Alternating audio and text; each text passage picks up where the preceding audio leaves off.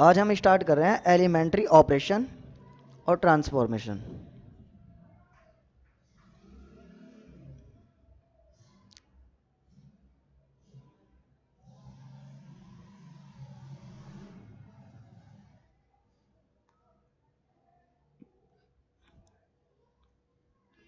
और transformation.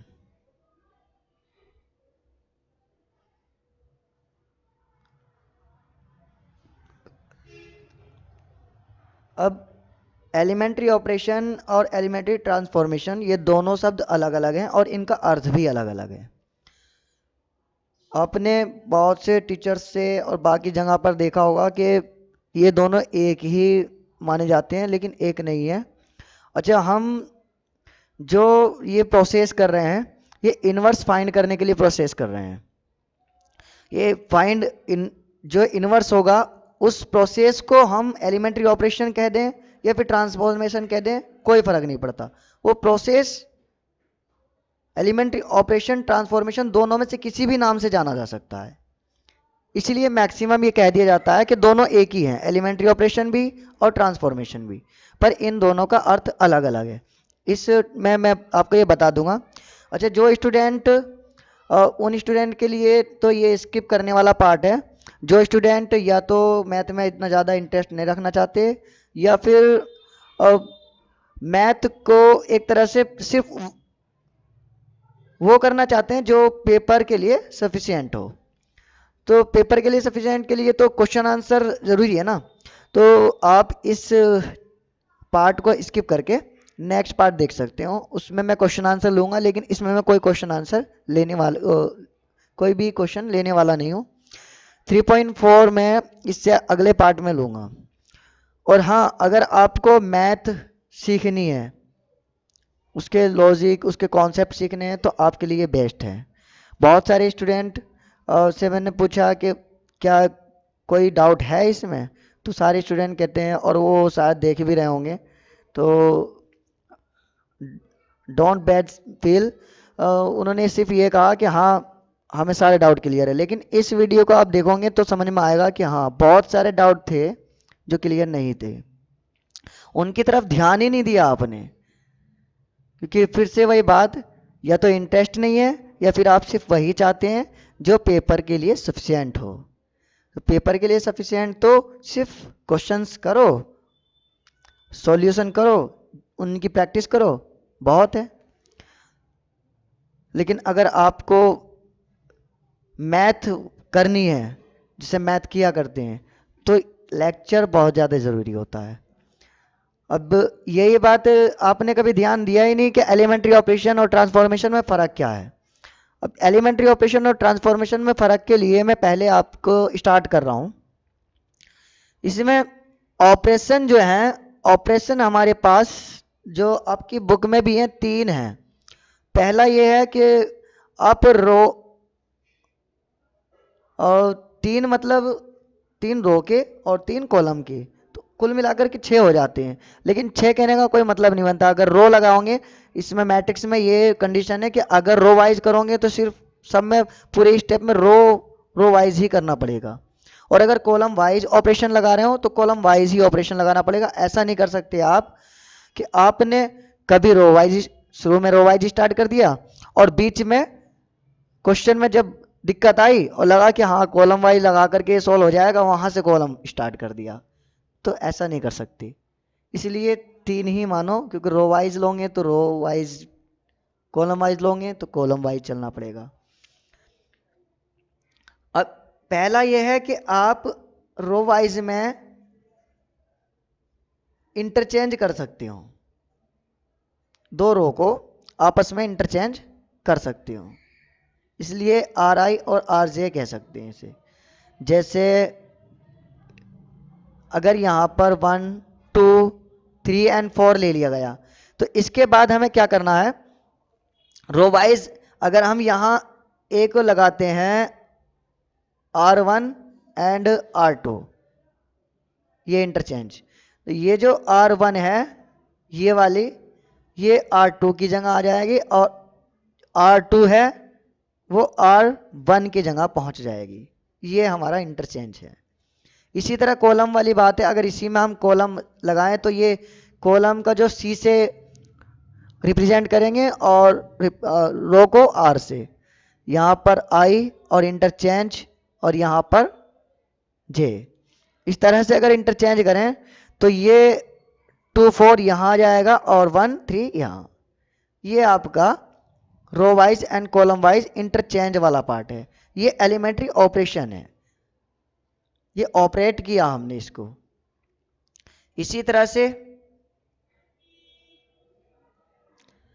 Second क्या है, इस आर में अगर हम आर आई की बात करें या किसी की भी बात करें, आर जे की बात करें, तो ये हमारा क्या होने वाला है, ये इस तरह से किसी स्केलर से मल्टीप्लाई करके इसे बदला जा सकता है। ये अगर हमने R1 की बात करी और R1 में हम के मतलब 2 ले, जैसे 2 की मल्टीप्लाई कर रहे हैं R1 में, तो यहां पर आपके पास 1 एंड 2 था ना, 1 एंड 2, यहां पर ऊपर की साइड अभी मैंने बताया था कि 1 एंड 2 वाला हमने मैट्रिक्स लिया था, तो 2 में 1 की मल्टीप्लाई करके और 2 की मल्टीप्लाई करने के बाद ये 4 और नीचे 3 एंड 4 वैसे ही रहेगा। ये इसका चेंज है। अगर R2 में करते तो ये, अब यहाँ देखो जो यहाँ है वही यहाँ पर भी रहेगा। अगर हम यहाँ पर इस वाले मैट्रिक्स में 1 2 2 और 3 4, इसमें हम ये वाला लगाते R2 2 R2, ये याद रखना जो यहाँ पर है उसी पे हम किसी स्केलर की मल्टीप्लाई करेंगे। 1 2 एंड 6 और एंड 8, इस तरह से। अब अगर कॉलम में करेंगे मल्टीप्लाई तो इस तरह से नॉर्मल है, ये आप समझ सकते हो। और अगर यहाँ C2 है तो यहाँ भी C2, ये सारी बातें आप जानते हो, आपने थोड़ा बहुत कहीं भी लेक्चर देख लिया होगा यूट्यूब पे, या फिर कई टीचर्स स्कूल में पढ़ाते हैं, ऑनलाइन भी क्लास चलती है, तो उसमें आपको ये सारे डाउट ये कंप्लीट हो चुके होंगे। फिलहाल आगे मैं बढ़ रहा हूँ। इससे नेक्स्ट है जो तीसरी है,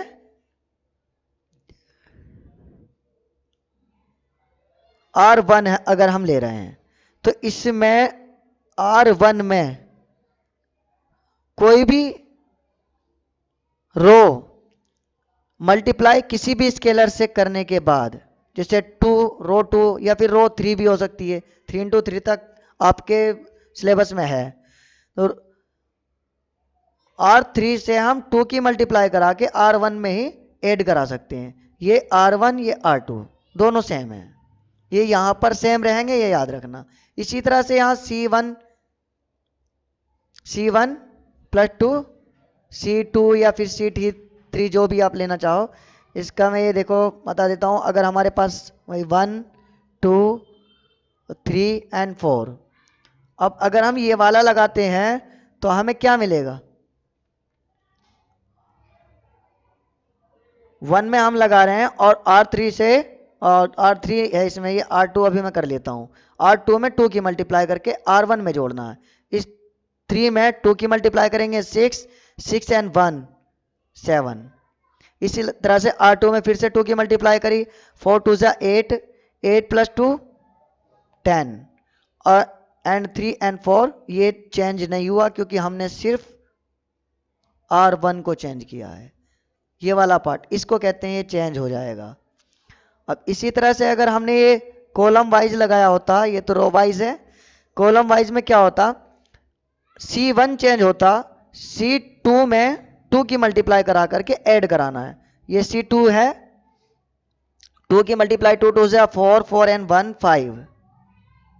इसी तरह से 2 2 जा 8 2 4 जा 8 8 3 11, एंड ये चेंज नहीं होगा क्योंकि इसमें हमने ऑपरेशन अप्लाई नहीं किया। इसके अलावा आप यहाँ माइनस भी लगा सकते हो और ये माइनस वाली इसी में आ जाती है।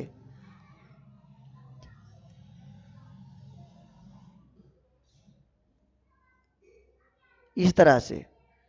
और ये स्केलर अगर 1 हो जाए तो सिंपल है ना, ये R2 की 1 में मल्टीप्लाई करके R2 ही बनने वाला है। इसलिए अगर यहाँ पर ये ना भी है, इस तरह से भी ये चल जाएगा। इसमें प्लस भी हो तब भी R1 प्लस R2 भी हम कह सकते हैं, क्योंकि यहाँ स्केलर 1 हो गया ना। अब इसके अलावा आपने ये देखा कि ऐड वाली भी है आपकी बुक में, ऐड, सब्ट्रैक्ट एंड मल्टीप्लिकेशन, तीनों के ऑपरेशन हैं। क्या डिवीजन का ऑपरेशन है? डिवीजन का ऑपरेशन आपकी बुक में डायरेक्टली नहीं दे रखा, पर इनडायरेक्टली है। इनडायरेक्टली मतलब जैसे आपको अगर 2 से डिवाइड कराना है तो 2 से डायरेक्टली डिवाइड नहीं करा, इस तरह से नहीं दे रखा, ये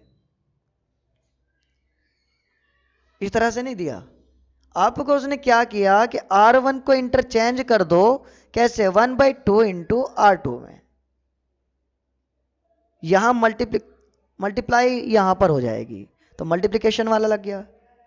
लेकिन अगर इस पर आप ध्यान दो, इनडायरेक्टली यही बात तो ये कहना चाह रहा है कि R2 में 2 से डिवाइड कराना है, बस उसको एक रखने का तरीका अलग है, बाकी है division he.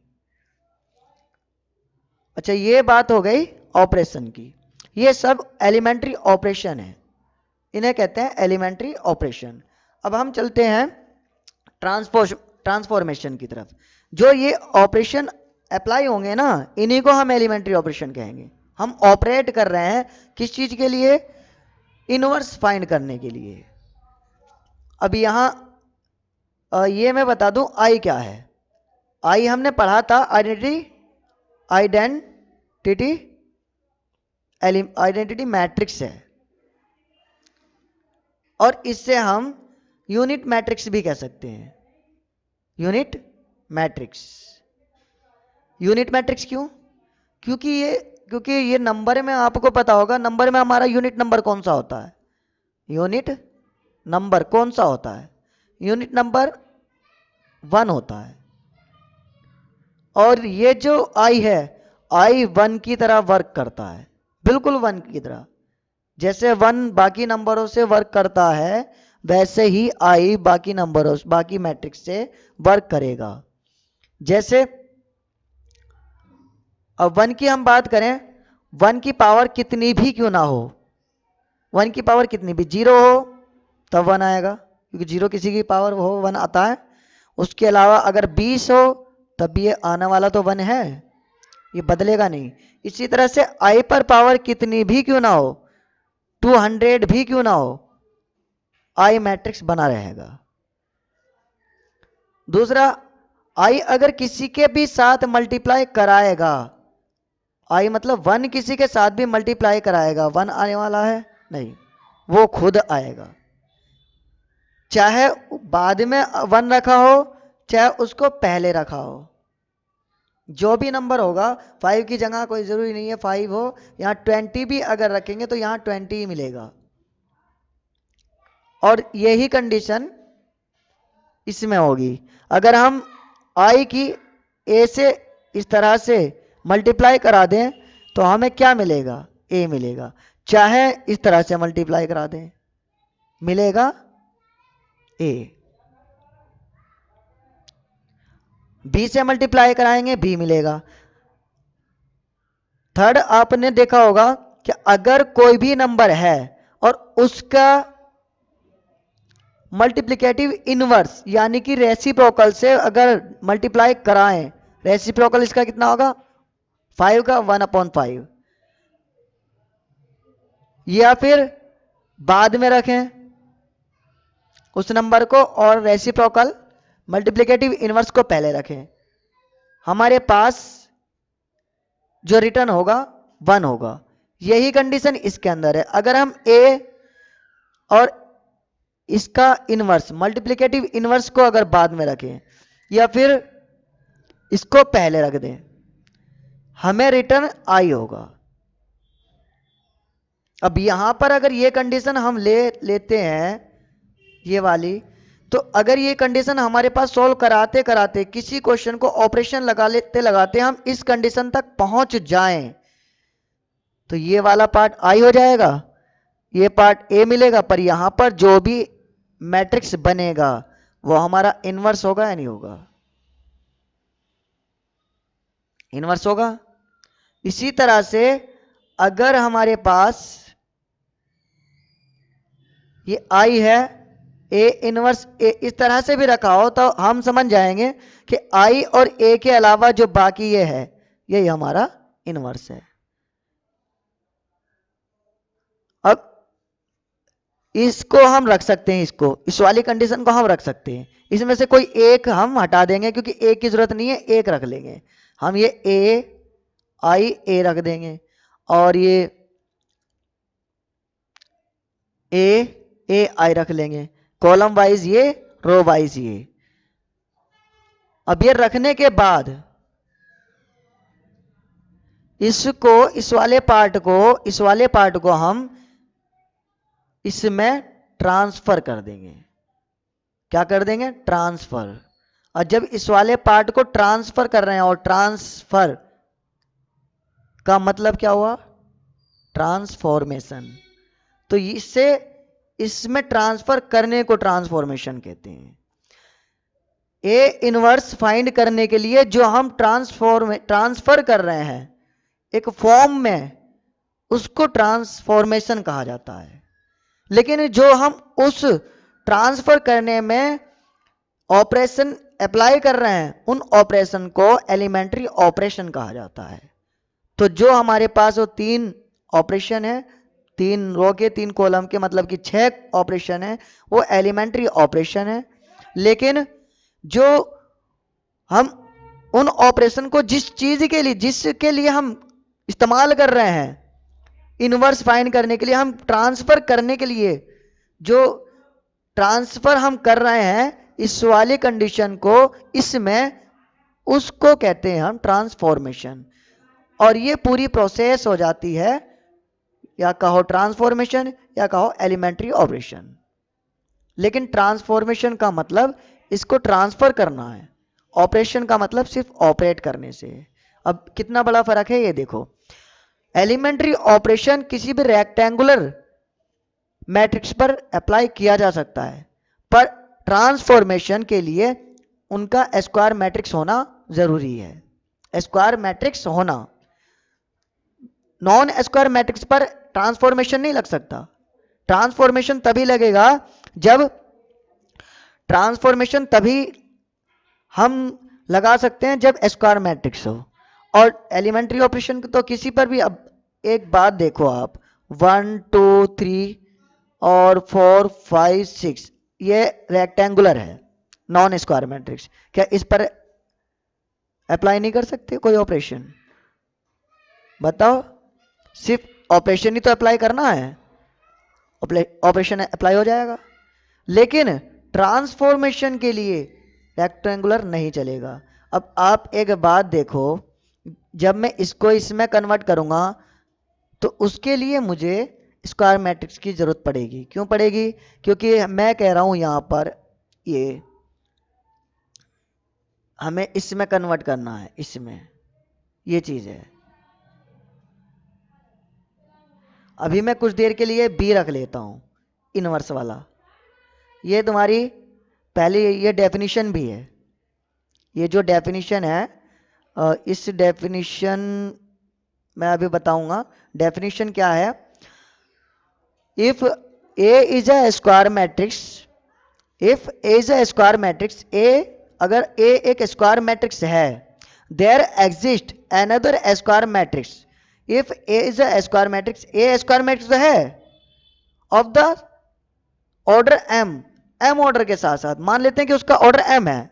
If A is a square matrix of order M, M order का एक स्क्वायर मैट्रिक्स है, there exist another square matrix of the M, या सेम ऑर्डर, और सेम ऑर्डर का एक और स्क्वायर मैट्रिक्स है, वो भी स्क्वायर, 2 स्क्वायर मैट्रिक्स है, दोनों सेम ऑर्डर के हैं, सच दैट इस तरह से कि A B A B B A, ये ट्रांसफॉर्मेशन वाला जो, अच्छा मैं अभी कॉपी करके दिखा देता हूँ डेफिनेशन। मैं अभी सिर्फ बता रहा हूं कि ए बी और बी ए ये आई के बराबर अगर हो, सच देट इस तरह से ये हो, then B is called inverse of A, ये ए का इनवर्स मैट्रिक्स होगा। किसका होगा? ए का इनवर्स मैट्रिक्स। और and it is denoted by A inverse, ये किससे कैसे डिनोट किया जाएगा? ए इनवर्स, इस तरह से डिनोट किया जाएगा बी को, इस तरह से।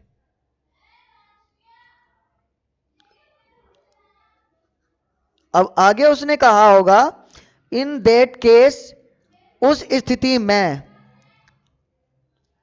जो ए होगा, ए इज इन्वर्टिबल, ए इन्वर्टिबल हो जाएगा। ये मैं पूरी कॉपी करके अभी दिखा दूंगा आपको। इसमें आप ये देखो कि जो ए बी और बी ए, मैंने ए इनवर्स को बी में कन्वर्ट कर लिया, ए इनवर्स को बी में।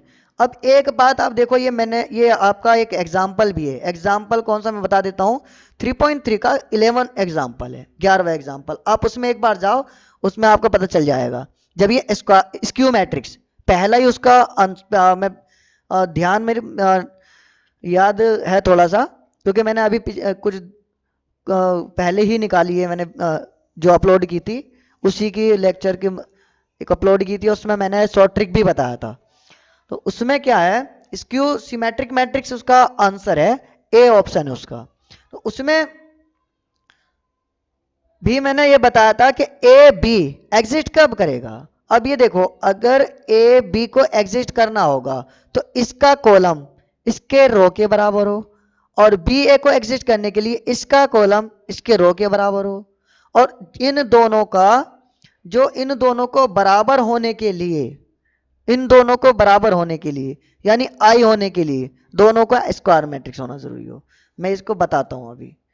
अगर हमारे पास ए जो है, अभी स्क्वायर मैट्रिक्स ना लेकर के हम ये मान लेते हैं कि ये जो है ना, ये दोनों किसके बराबर है। अच्छा, उसमें माइनस था, उसमें माइनस था, माइनस ये प्लस जो भी था, मेरे पूरी तरह से ध्यान नहीं है, लेकिन हल्का हल्का याद है, आप एक बार देख लेंगे 11, उसमें मैंने बताया था कि स्क्वायर मैट्रिक्स होना क्यों जरूरी है। अब यहाँ पर मैं ये मान लेता हूँ कि 2 × 3 इसके ऑर्डर है, और बी का जो ऑर्डर है, बी को अलग माने ना, बी को यहाँ मान लेते हैं। अब इनकी जो मल्टीप्लिकेशन है वो कब एग्जिट करेगा, जब इसके कॉलम इस वाले के फर्स्ट के कॉलम यानी 3 इसके रो के बराबर हो। यहां 3 होगा और यहां 4 मान लेता हूं। अब ये दोनों अलग अलग है ना, ये स्क्वायर मैट्रिक्स नहीं है, ये भी स्क्वायर मैट्रिक्स नहीं है, और ना ही ये एक ऑर्डर में है, अलग अलग ऑर्डर में है, ना सेम ऑर्डर में ना स्क्वायर मैट्रिक्स में। अब इसका देखे जरा, ठीक। अब इसको मैं पलट देता हूं कुछ देर के लिए, ये बी 3 × 4 और ये ए 2 × 3। अब यहां देखो, इसकी मल्टीप्लिकेशन एग्जिट करने के लिए इसके जो कॉलम है 4, इसके रो के बराबर हो 2 के, यहां तो ये बराबर नहीं आ रहा है, तो ये मल्टीप्लिकेशन एग्जिस्ट कैसे कर जाएगा, नहीं कर पाएगा ना। इसीलिए हमें इसको दोनों को बराबर करना पड़ेगा। जब यहां पर 2 है तो यहां पर भी 2 रखना पड़ेगा।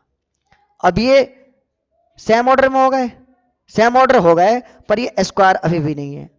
इसका मतलब तो विदाउट नॉन स्क्वायर भी चल सकते हैं, लेकिन अभी आगे देखें।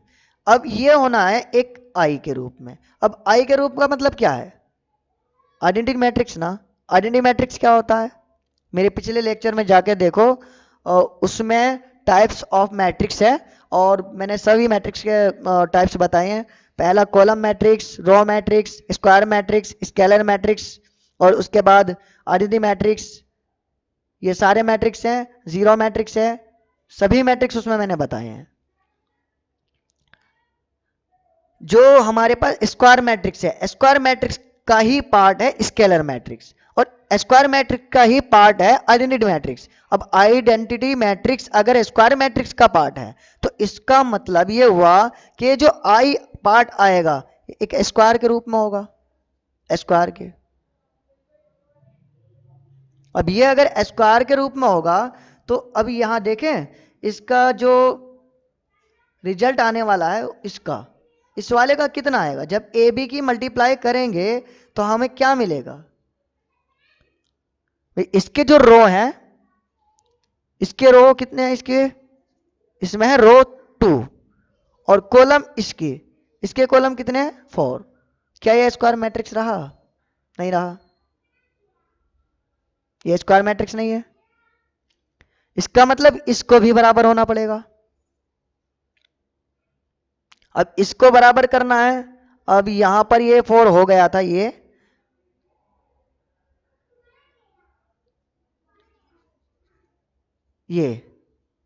यहां पर इसके रो, इसके कॉलम, इसके मैट्रिक्स, इसके किसके रो के बराबर हो, ठीक, और इसके जो कॉलम है, इसके कॉलम इसके रो के बराबर हो। यहां हमने ए को पलट कर ए को लिखा 2 3, और यहां 3 2, इसके कॉलम इसके मैट्रिक्स के इसके रो के बराबर हो।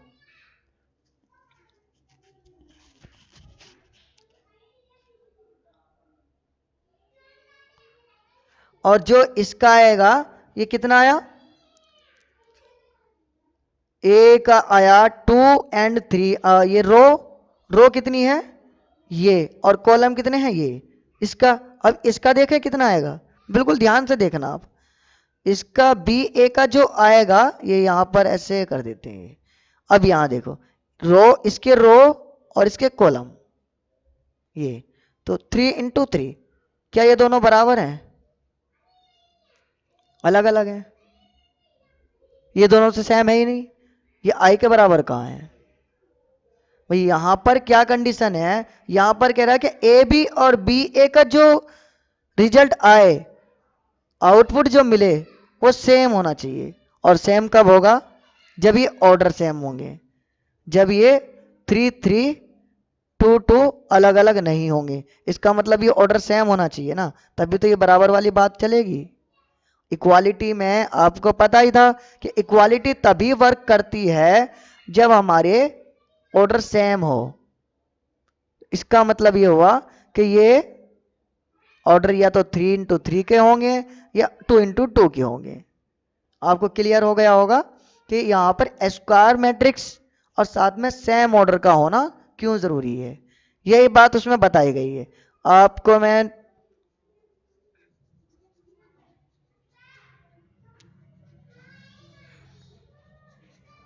डेफिनेशन कॉपी करा देता हूं यहां।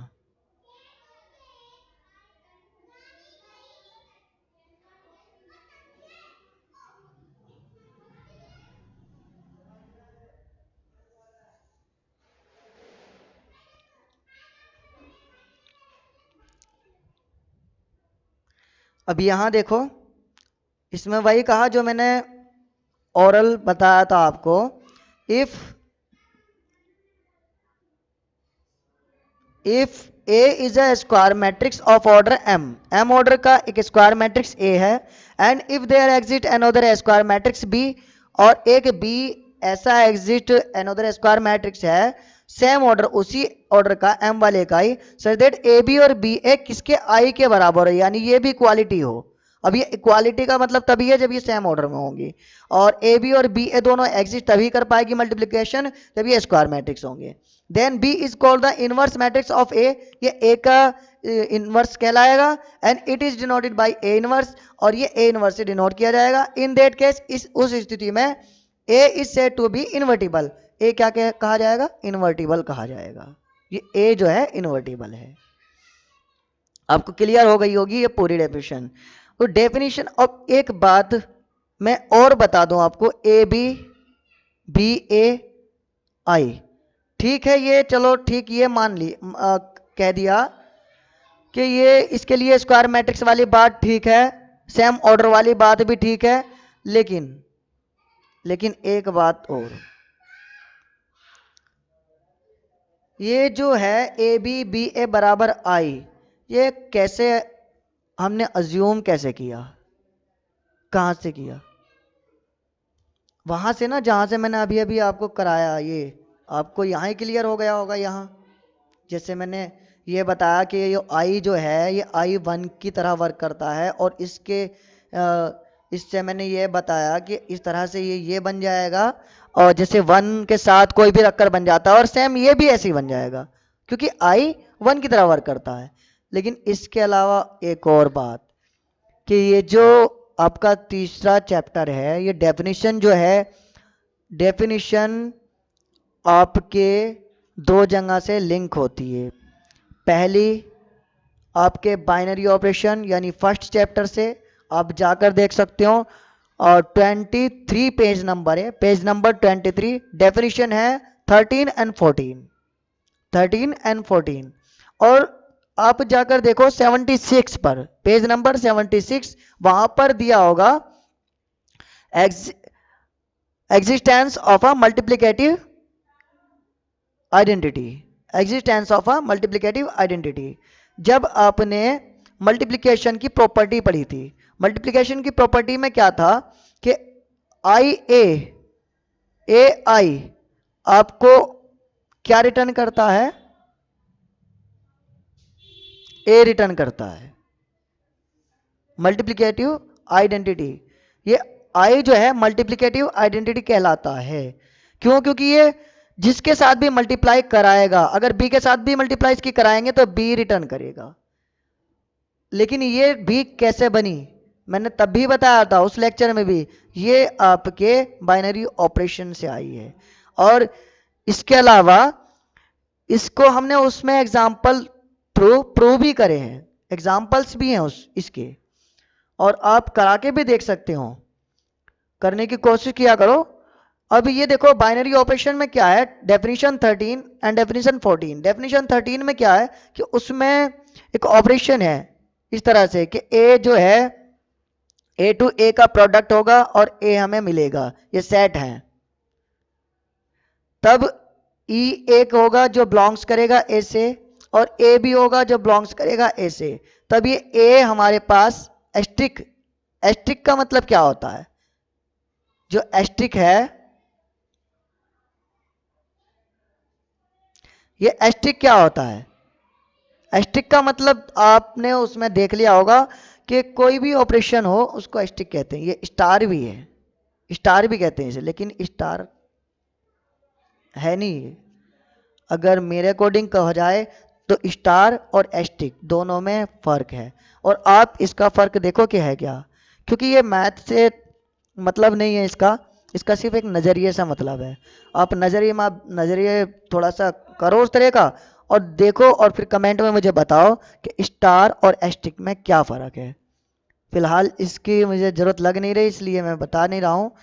जो एस्ट्रिक, अच्छा मैं इससे लिख के दिखा देता हूँ। एस्ट्रिक की स्पेलिंग में आपको मिस्टेक हो सकती है, ASTERI, क्योंकि मुझे नहीं लगता कि आपने कहीं देखी होगी, किसी टीचर ने ये दिखाई होगी। STERISK, ये होती है एस्ट्रिक की स्पेलिंग। एस्ट्रिक ए, एस्ट्रिक ई, हम एस्ट्रिक का मतलब ऑपरेशन से है, किसी भी ऑपरेशन से। ये बाइनरी ऑपरेशन का मतलब ये है कि यहाँ पर हम एडिशन कह सकते हैं, सब्ट्रैक्शन या फिर मल्टीप्लिकेशन कराने के बाद हमें ए ही रिटर्न हो, या फिर ई एस्ट्रिक ए कराने के बाद ए ही रिटर्न हो, तब हम ए ई को क्या मानते हैं? ये ई हमारे पास एलिमेंट होता है जो कि आइडेंटिटी एलिमेंट कहलाएगा, आइडेंटिटी एलिमेंट। आइडेंटिटी का मतलब मैंने साफ क्लियर बताया था, आइडेंटिटी का मतलब है पहचान, जो किसी की पहचान को ना खोता हो, उसकी पहचान में उसी को रिटर्न करता हो। अब इसी तरह से यहां पर हमारे पास ये आया आई ए या आई ए आई या आई ए, हमें ए ही रिटर्न करेगा, क्योंकि यहां पर ए जो है ना, ये हमारे पास, ये हमने एग्जाम्पल थ्रू इसे प्रूव करके देखा। तो ये हमारे पास क्या है, आई, यहां पर ई दिया उसने, यहां पर जो पहला चैप्टर है उसमें ई दिया, लेकिन यहां पर हमें आई मैट्रिक्स आइडेंटिटी के रूप में मिला, मल्टीप्लिकेटिव आइडेंटिटी, आइडेंटिटी। अब इसके बाद ये तो हमारे पास डेफिनेशन 13 है 23 पेज पर। अब 23 पेज पर ही एक डेफिनेशन है 14। उसमें क्या कहा गया कि जो हमारे पास ई है जो कि बिलोंग्स ए से करता है और जो कि एक आइडेंटिटी एलिमेंट है, आइडेंटिटी एलिमेंट। अब ऐसा कोई ए के साथ देखो, ऐसा कोई ए एलिमेंट के साथ देखो, कोई भी एक एलिमेंट जो इसके साथ ऑपरेट करके हमें ए ही रिटर्न करे, ई रिटर्न करे, ई यानी आइडेंटिटी एलिमेंट को ही रिटर्न करे। ऐसा कोई एलिमेंट देखो, आइडेंटिटी एलिमेंट को ही वापस रिटर्न करें। मान लेते हैं कि वो बी है। क्या है? बी। अगर बी हमें रिटर्न ई कर रहा है, आइडेंटिटी एलिमेंट को ही रिटर्न कर रहा है, चाहे बी को हम पहले रख लें चाहे बाद में, आइडेंटिटी एलिमेंट ही रिटर्न कर रहा है, तो इसका मतलब ये होगा कि बी जो होगा, बी इनवर्स होगा किसका? ए का। इसे ए इनवर्स ऐसे करके रिप्रेजेंट करेंगे। इसी से अब ये बात आई कि जब आई ए आई या आई ए रिटर्न कर रहा है, यहां पर आई जो मैट्रिक्स है आइडेंटिटी मैट्रिक्स है, तो इसका मतलब ए के साथ हमें कोई ऐसा मैट्रिक्स देख लेना चाहिए जो हमें रिटर्न आई करे। हमें क्योंकि मल्टीप्लिकेटिव आइडेंटिटी है ना, वहां ऑपरेशन की बात कर रहे हैं, बाइनरी ऑपरेशन, वहां प्लस माइनस मल्टीप्लिकेशन हो सकता था। यहां ये जो आई है ये मल्टीप्लिकेटिव आइडेंटिटी है। ये हमने मल्टीप्लिकेशन की प्रॉपर्टी में पढ़ लिया है और एग्जाम्पल थ्रू प्रूव कर लिया है। तो एग्जिस्टेंस ऑफ मल्टीप्लिकेटिव आइडेंटिटी से हमें यह पता चला कि आई मैट्रिक्स आइडेंटिटी मैट्रिक्स है और ये आइडेंटिटी मैट्रिक्स ए के साथ पहले या बाद में रखने के बाद ए ही रिटर्न कर रहा है। तो ये हमें कोई ए के साथ ऐसा एक और मैट्रिक्स चाहिए जो पहले रखने के बाद या बाद में रखने के बाद हमें आइडेंटिटी मैट्रिक्स ही रिटर्न करे, जैसे कि हमने बाइनरी ऑपरेशन वाले पार्ट में देखा बी को। इसी तरह से यहां पर कोई ऑपरेशन हमें चाहिए, तो हम ऑपरेशन ऐसा मान लेते हैं कि वो बी है, ऐसे ये हम आई रिटर्न कर रहा है, तो इसका मतलब ये हुआ ना, ये बी ही क्या होगा? इनवर्स होगा ए का। ये ए और बी एक दूसरे के इनवर्स होंगे, यहां भी ए और बी एक दूसरे के इनवर्स होते हैं, ये इनवर्स होंगे क्योंकि ये बी ए से मल्टीप्लाई करने के बाद हमें आइडेंटिटी मैट्रिक्स रिटर्न कर रहा है, इसलिए बी ए इनवर्स कहलाएगा। ए इनवर्स हमारे पास बी होगा। क्लियर? अब मुझे नहीं लगता कि इसमें कोई डाउट रह गया होगा। अब यहां डाउट थे या नहीं थे आपके? ये डाउट था कि बी को इस तरह से क्यों लिया गया और ये यहां से कैसे आया, और आपको ये बहुत से स्टूडेंट ने तो ये सोचा भी नहीं होगा ना कि ये पहले चैप्टर से लिंक हो सकता है कि existence of additive multiplicative identity जो थी, जो हमने पढ़ी है, ये उससे भी लिंक हो रहा है। और अगर किसी स्टूडेंट ने सोचा था, सारे डाउट आए थे, तो फिर ठीक है, और क्लियर हो गए थे तो और भी ठीक है। फिलहाल मुझे नहीं लगता कि सारे डाउट क्लियर हो गए थे आपके। अब देखें आगे। अब आपके पास थ्योरम है, थ्योरम है 4। मैंने पिछले लेक्चर में मैंने बताया था कि इसमें थ्योरम 4 थ्योरम है और 4 में से 2 थ्योरम मैंने वहां करा दी थी। अब 2 थ्योरम मैं यहां ले रहा हूं। 2 थ्योरम आपको याद होगी कि वे 2 थ्योरम थी क्या? पहली थ्योरम क्या थी?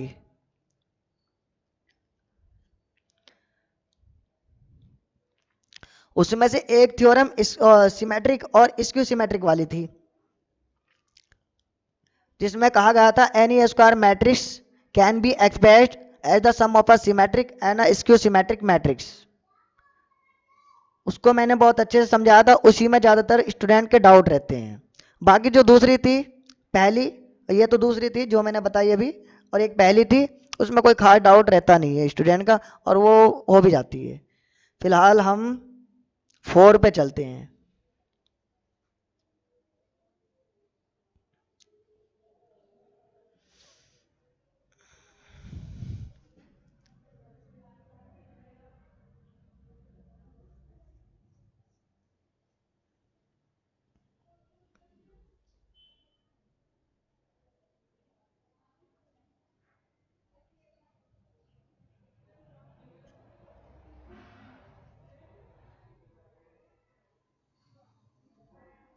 थ्री थ्योरम है, theorem number 3।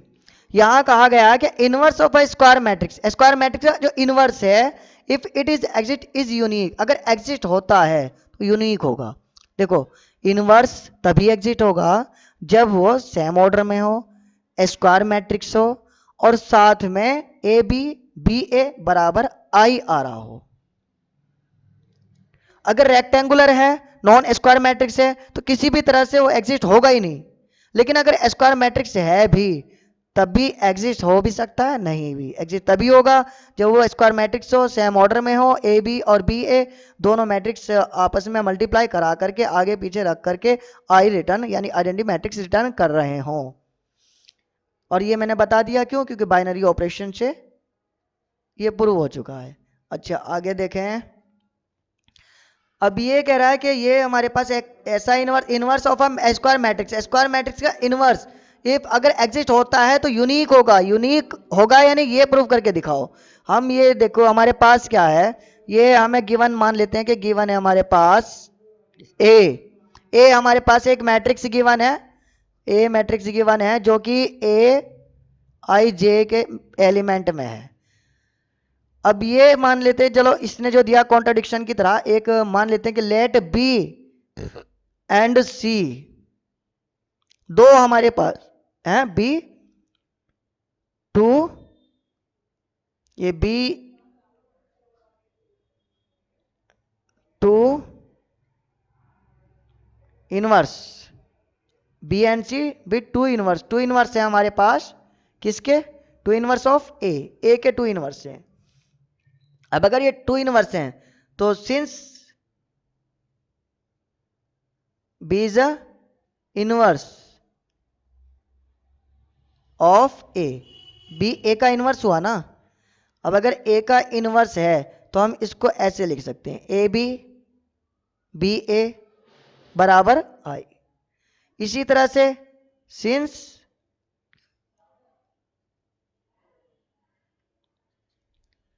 C is a inverse of A, अब अगर ए के इनवर्स है तो इसको हो जाएगा ये ए सी ए बराबर आई। अब ये आपको याद रखना है, जैसे हमारे पास ये होता है हम एक कहते हैं मल्टीप्लाइंग प्री मल्टीप्लाइंग का मतलब है अगर हमारे पास ये ए बी है, प्री मल्टीप्लाइंग का मतलब है कि अगर हम बी से प्री मल्टीप्लाइंग कर रहे हैं तो प्री का मतलब है पहले, इसमें पहले ऐसे करके मल्टीप्लाई करा देना, या टू से मल्टीप्लाई कर रहे हैं तो टू से ऐसे मल्टीप्लाई करा देना। लेकिन अगर ये पोस्ट है, पोस्ट मल्टीप्लाई, तो पोस्ट का मतलब है बाद में ऐसे मल्टीप्लाई कराना, इतना फर्क है। अब यहां देखो, अगर हम ए से मल्टीप्लाई करा दें तो ए से मल्टीप्लाई करा के कोई फर्क मुझे लग नहीं रहा, लेकिन हाँ अगर हम बी से मल्टीप्लाई करा दें, क्योंकि हमें क्या प्रूव करना है कि बी, और हमने क्या देखा यहां पर, हमने लिखा था यहां देखो इनवर्स, जो बी एंड सी है दो इनवर्स है, बी एंड सी भी टू इनवर्स है। लेकिन अगर बी और सी ये दोनों ही बराबर हो गए तो इसका मतलब बी और सी जो हम दो मान रहे हैं तो वो एक ही चीज है, एक ही बात है, तो इसका मतलब यूनिक इनवर्स हो गया ना।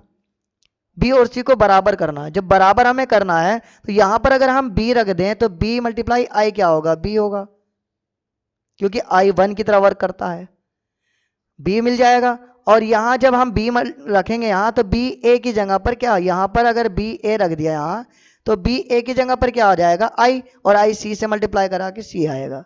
तो इसका मतलब बी से प्री मल्टीप्लाई कराने में फायदा है ना, ये नहीं याद नहीं रखना है। कुछ स्टूडेंट क्या करते हैं कि टीचर्स ने बताया था कि पहले ये लिख दो, पहले मतलब since B is inverse of A लिख दो, फिर उसके बाद ये आ जाएगा, फिर उसके बाद सी इज इनवर्स ऑफ, और यहाँ पे क्या करना है, यहाँ पे लिखना क्या करना है, यहाँ करना क्या है, यहाँ बी से प्री मल्टीप्लाइंग करनी है। तो ये करना क्या है ये नहीं, ये आपको स्टेप याद कराने वाली बात है, या स्टेप याद करने वाली बात है। आपको करना क्यों है और क्यों करना है, और हमें पता कैसे चलेगा इसमें क्या करना है, ये सबसे मेन बात है, क्योंकि हमें याद नहीं करना है, हमें मैथ सीखनी है। बी, अब मल्टीप्लाइंग पी, अब पता चल गया आपको कि बी से क्यों मल्टीप्लाई कराया है, क्योंकि हमें बी और सी को बराबर करना है। Pre multiplying by B, B matrix. अब बी से मल्टीप्लाई कराएंगे तो ये बी ए सी को ऐसे रखना पड़ेगा, बी सी ए को ब्रैकेट में रखना पड़ेगा, और बी मल्टीप्लाई में आई।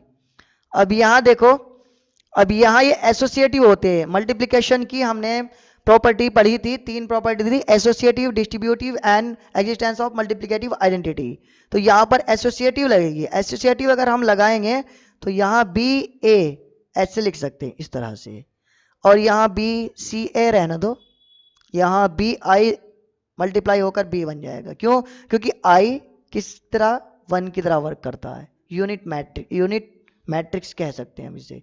बी आई हमने यहाँ पर अभी देखो ये पढ़ा था, बी आई ये था ना, ये रहा बी आई। क्या होता है बी आई? ये बी आई को हम बी ए को हम किस में, आई में रख सकते हैं, बी ए की जगह। तो बी ए की जगह हम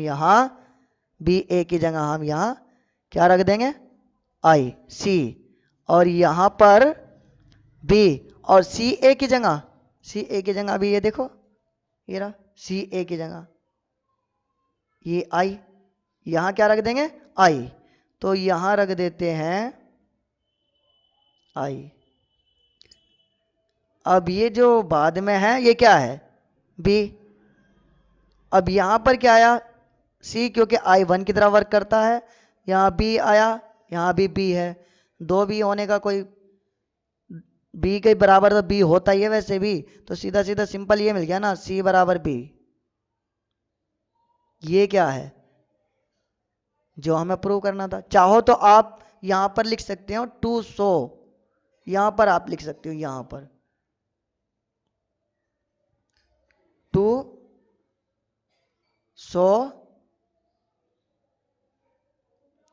बी बराबर सी या सी बराबर बी, इस तरह से, और फिर ये बराबर हो गया, बस कंप्लीट। और यहां पर लिख सकते हो चाहो तो, देयरफॉर जो लाइन उसमें दी थी वही, inverse of A square matrix if it exist is unique. ये वाली लाइन आप यहां से ये लिख सकती हो, ये वाली, inverse of A square matrix if it is exist is unique, ये यहां लिख दो, इनवर्स ऑफ अ मैट्रिक्स। अगर लाइन याद ना रहे तो वहां से कॉपी कर लेना, आपको थ्योरम में मिल ही जाएगी। Inverse of a matrix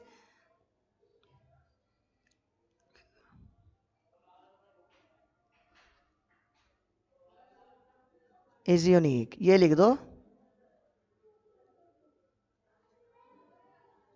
therefore inverse of a matrix is unique, unique होता है। अब नेक्स्ट थ्योरम 4,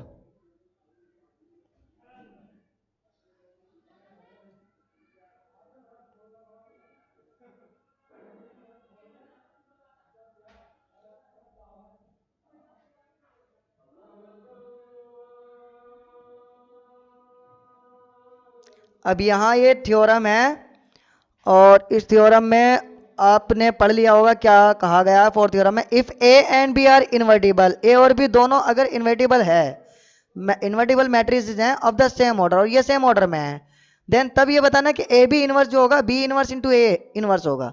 ये इस तरह से भी याद रख सकते हो कि आपने एक प्रॉपर्टी पढ़ी थी ट्रांसपोज की, A B whole transpose B transpose into A transpose के इक्वल होता है, ये प्रॉपर्टी पढ़ी थी। इसकी तरह ही ये इनवर्स वाली प्रॉपर्टी है। अब यहां पर इसको प्रूव कैसे करेंगे, प्रूव करने के लिए थ्योरम आ जाती है, इसलिए प्रैक्टिस कर लेना इनकी। प्रूव करने के लिए हम क्या लेना चाहिए, क्या करना चाहिए, यहां पर प्रूव करने के लिए आप ये देखो कि यहां पर अगर मैं आई लूं, आई, तो आई में पहले प्री मल्टीप्लाई पता ही है आपको, पहले मैं ए से इनवर्स से मल्टीप्लाई करा दूंगा, तो आई से वर्क करने, आई वन की तरह वर्क करता है, इनवर्स मिलेगा। फिर बी इनवर्स से मल्टीप्लाई करा दूंगा तो ये पूरा जो चाहिए हमें वो बन जाएगा। लेकिन आई लेने के लिए हमें जरूरत किस चीज़ की पड़ेगी? अब आई लेने के लिए हमें जरूरत पड़ती है, आपको पता होगा, ए बी की। इस तरह से ए इंटू ए इनवर्स, ये मैंने पीछे ही अभी सिखा दिया, बता दिया, क्योंकि ये जो वन है, आई है वन की तरह वर्क करता है यूनिट मैट्रिक्स से, और ये ए और उसका मल्टीप्लिकेटिव इनवर्स से मल्टीप्लाई करके हमें आई मिलेगा। ये वन मिलता है, ये 5 और 5 अगर हमने यहाँ रखा हो तो 1 मिलता है। इसी तरह से आई का भी ऐसा ही कुछ है। तो ये हम ये रखना। तो अब यहां पर ए इनवर्स हमें क्या दिया? ए बी होल, ए की जगह पर क्या है? ए बी होल इनवर्स, ए की जगह पर ए बी है, इस ए की जगह पर सिर्फ ए बी आ जाएगा। जहां जहां ए था वहां वहां ए भी रख दिया। तो ये बात, और इसके बराबर ये आई होता ही है, ये हमें पता है। तो इसकी हेल्प लेकर के हम इसको सोल्व कर सकते हैं। ऐसा नहीं कि यहां से स्टार्ट करो भाई, वहां से क्यों स्टार्ट करो, कैसे पता चलेगा हमें वहां से स्टार्ट करना है? टीचर्स क्या करते हैं, लिख देते हैं पूरा, और पूरा लिखने के बाद कहते हैं कि देखो ये ऐसे होगा, ये स्टेप ये होगी, ये स्टेप ये कर दो, फिर इसके बाद ये कर दो। ये नहीं, ये क्यों किया, कैसे पता चलेगा हमें यही करना है? पेपर में हमें याद थोड़ी ना करनी है स्टेप याद करके पेपर करना होता तो फिर पढ़ने की जरूरत क्या है?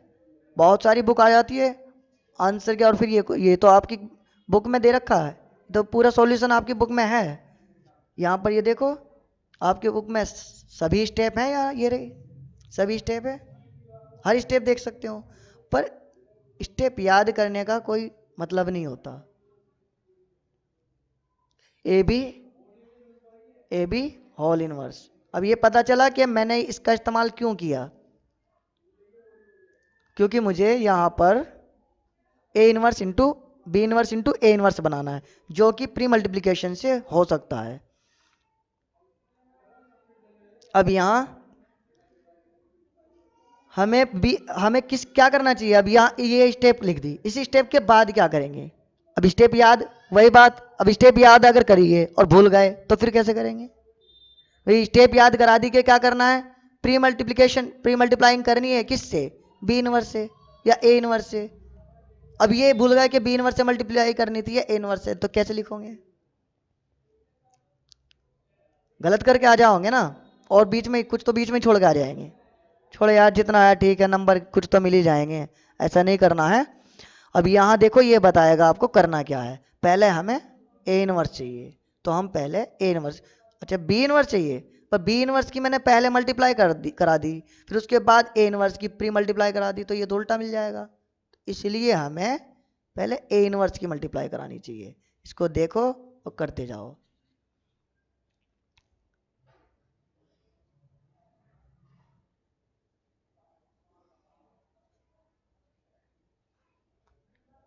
ए इनवर्स, अब यहाँ ए इनवर्स की मल्टीप्लाई, यहाँ ए है, ये बी है, ये इस तरह से है, और यहाँ ए बी होल इनवर्स, और यहाँ ए इनवर्स आई। अब इसके बाद देखो ये एसोसिएटिव होते ही हैं, इसलिए अब यहाँ पर देखो ये तो पक्का आई से मल्टीप्लाई करा के ए इनवर्स, आई मल्टीप्लाई करा के ए इनवर्स ही मिलेगा, क्योंकि आई वन की तरह वर्क करता है। लेकिन यहाँ पर मैं क्या करूँ, यहाँ पर क्या करूँ? तो यहाँ पर देखो हमें चाहिए क्या? सिर्फ ए बी होल इनवर्स, जो कि ए बी होल इनवर्स ये है। हमें सिर्फ इस वाले पार्ट को हटाना, इस वाले पार्ट को। अब ये पार्ट कैसे हटेगा? अगर मैं ए इनवर्स ए रख दूं तो यहाँ पर हमें क्या मिलेगा? ये इनवर्स है ना, ए है और ए का मल्टीप्लिकेटिव इनवर्स है, तो ये दोनों कट के इसकी जगह आई आ जाएगा, क्योंकि वन की तरह वर्क करती है आई। तो ये फिर बी बचेगा, फिर उसके बाद बी इनवर्स रखेंगे, रखना ही है हमें, क्योंकि हमें यहाँ बी इनवर्स चाहिए। फिर बी से इनवर्स, बी से आई की मल्टीप्लाई करेंगे, बी मिल जाएगा। इस तरह से हम वहां तक पहुंच जाएंगे। इसका मतलब हमें यहाँ ए इनवर्स के साथ ए इस तरह से रखना चाहिए, बी अकेला कर देना चाहिए, ए बी होल इनवर्स और यहाँ ए इनवर्स।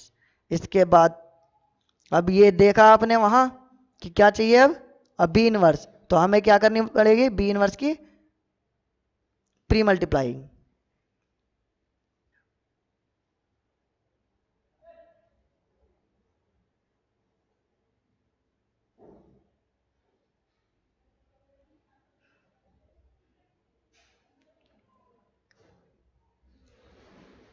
इसमें अगर ये मिला दो बोथ साइड तो और ठीक है, बोथ साइड दोनों तरफ ही करनी है, बोथ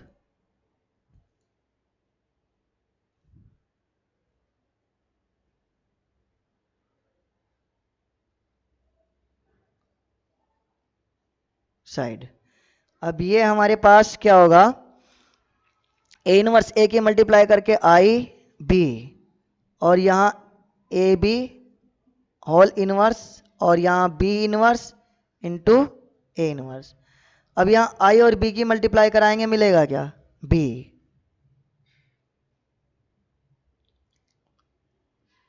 ए बी। अब यहाँ बी इनवर्स की मल्टीप्लाई करा रहे हैं, एक मिनट, अभी यहाँ ये सॉल्व नहीं करा था अभी। ए इनवर्स ए की मल्टीप्लाई कराएंगे आई बी, ये थोड़ा नीचे रख देंगे।